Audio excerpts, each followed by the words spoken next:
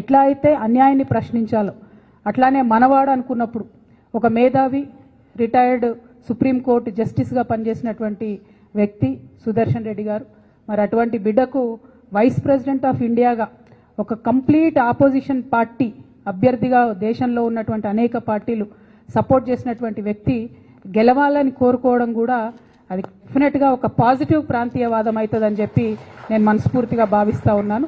ఇది పార్టీలకు అతీతంగా తెలంగాణ బిడ్డ కాబట్టి ఆయనకు ఒక అవకాశం వచ్చింది కాబట్టి. అంటే నేను ఒక వ్యక్తిని ఎప్పుడు జీవితంలో మర్చిపోలేను.